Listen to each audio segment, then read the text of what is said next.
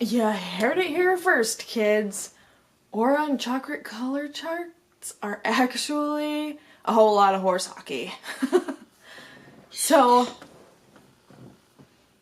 take it from someone who can see and feel auras. I'm just here to tell you that those little lovely rainbow RGBIV charts pertaining to auras, chakras, anything metaphysical, they're just plain silly. So, for those of us who want to get into this new age thing, we hear about auras and chakras and we want to learn more. So what do? We go on the internet. We type it up like, oh, tell me about chakras, tell me about auras, tell me about crystals, and we get these lovely illustrations of red, green, blue, like all the way through the rainbow spectrum things, and I just want you to let you know that they're wrong. So, first, let's get down to what is visible light. Well, visible light is just a tiny point of our whole vibrational spectrum that is a part of this reality, right? And chakras and auras and other things that most people can't see lie just outside of that spectrum. So, if I had to guess, I would guess that they're either UV or infrared, just because those lie right outside of that visible spectrum. But when it comes down to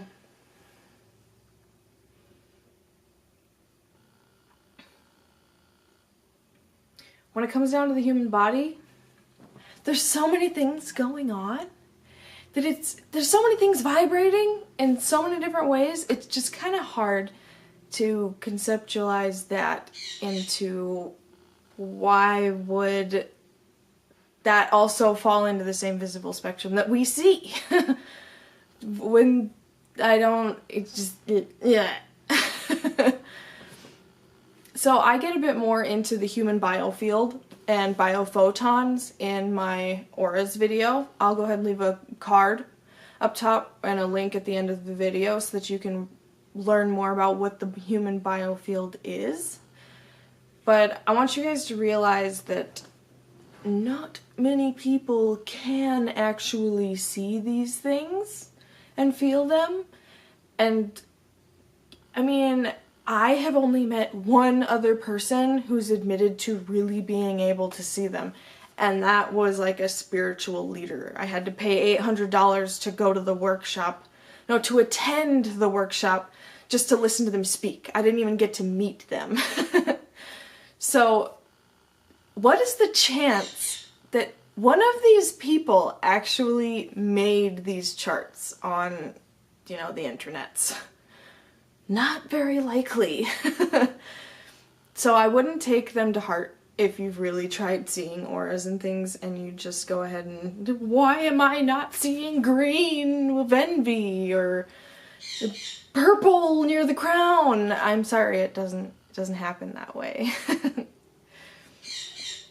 But I do want to tell you that it is still possible to see these colors the way that these charts talk about. I just, in my experience of seeing chakras and feeling them and things, you don't really have time to process them like you would seeing something normally. By trying to take the experience and define it, you basically kill the experience altogether. So seeing colors is something that I've kind of struggled with developing. I can see auras, but the color part is kind of tricky. And I can say that it does change quite frequently, and when it does change, I don't exactly get the chance to wonder why it changed, if that makes any sense. It's basically because it takes so much focus just to see the auras that trying to think about the aura at the same time, especially while carrying on a conversation, is basically impossible, at least for me. For someone like Edgar Casey, I'm sure it wasn't, because it was so secondhand to him. That was something he was born with. But for those of us who weren't born with, but, you know, like taking a shot in the dark, I want to say that that's probably 98% of us, that it's not something that we can just, like, it's not a sock. We can't just put it on and make it work. We have to really work at it. We have to practice it every day, and we have to process it. But the processing doesn't come as simply as that person's emotion changed, that color went from that color, that must be exactly why that color means what it does. Because if you work with spirituality, you'll realize that everything is a two-way exchange and everything is a reflection of yourself. One day, you'll see green on a person, or maybe like a week, you'll see green on a person, and then suddenly it'll be red. And you'll be, why? You don't really know. Nothing's changed about them. Their lives seem about the same as they were yesterday. Their activities are about the same. They live in the same place. They're thinking basically the same thoughts. Like, what could have possibly changed for this person? And it's hard to say because you yourself, any change in yourself could have easily brought that on. And you wouldn't even know it. You'd have to really, it takes a lot of time. And if you do see auras like I do, I see one color at a time. I couldn't even imagine trying to see multiple. I mean, I can imagine it, but we're not there yet. I'm not there yet, okay? You're not there yet, I imagine, because you're watching this video. If you do see these, go ahead and let me know, and we can chat it up, because I am genuinely interested in getting to the point where a lot of people do see these things and we can discuss them. So I'm going to talk about my auras video one more time here because it has a lot to do with the 100th monkey theory.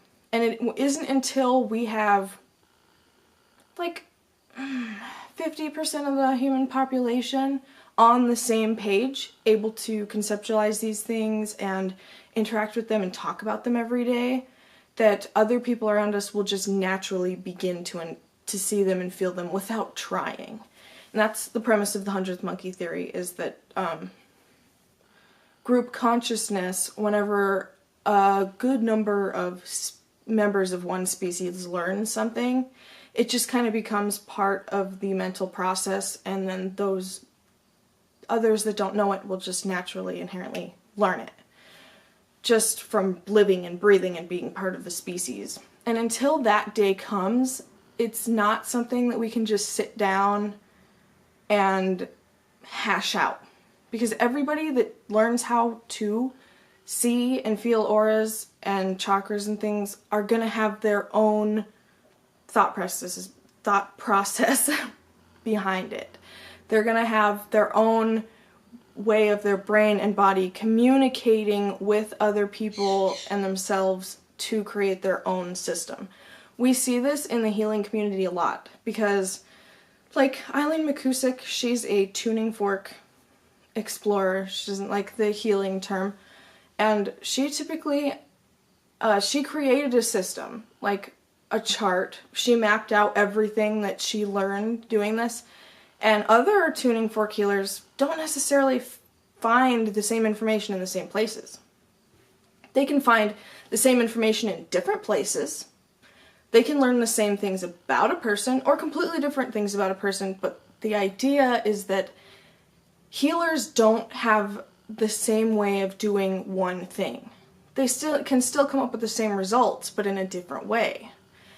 And that is where your idea and vision and thoughts and everything about chakras is going to be different than mine. So sure, you can go ahead and find these old, maybe not old, but you can go ahead and find these charts and you can try and build your understanding from them, but you'll be hindering your own experience because there is no one solid way to do it. We all have our own way of doing it. We're all different people. And so you need to go out and have your own experience. And then someday, hopefully soon, we can all just get together for a conference or something and just find the common denominators. So that that's something that someday I would really love to do. Get together people who want to learn how or already know how to see chakras and just spend like a week developing, practicing different things, because I find the easiest way to learn how to see these, at least with colors, is to go to a conference or a sermon or something where there's a speaker. Someone in the front of a room that's going to be standing there for an extended period of time talking about something in a general area. They're not like moving too fast. They're not running. They're right there, just kind of swaying back and forth, like walking around. And you can just kind of like hone in, because if you know about chakras and auras, and you can't really focus on one thing, you have to focus on them as a whole, on an area. And that is where you'll start to see like these floating clouds with it. That's for me, at least. And whenever we get into thought processes and emotions, it's basically a one-sided conversation. You need somebody who's willing to think about different emotions and events in their lives without any other stimuli, so that you can observe it and know exactly what they were thinking and what was changing in order for their colors to change. You know what I'm saying? So this is a lovely concept. I'd love to expand upon it more, but I think we're reaching our time limit here. So if you don't know me, I'm Abigail Montgomery, the owner and founder of Infinite Health. I have my own Facebook group. If you would like to leave comments below about this topic, go right ahead. Otherwise, you can also join my Facebook group and have an active conversation with other like-minded people. If you're more interested in learning how to do this from me specifically, I do offer high-end spiritual coaching, but this is not for the weak-hearted. Don't want to say the weak-hearted. I do take the weak-hearted, but you have to know what you want. You have to be dedicated to your purpose, okay? This isn't just some wishy-washy, like, oh, I just want to go dancing through the field with unicorns. No, this isn't an LSD trip, okay? We are actually building your future, all right? So, I'd love to hear from you. I'd love to expand upon this topic. Go ahead and click subscribe, hit that notification bell, because I will be bringing up all kinds of other Mythbusters here soon. So stay tuned, brothers and sisters, because I'm coming for you. So thank you, and have a good night. Mwah.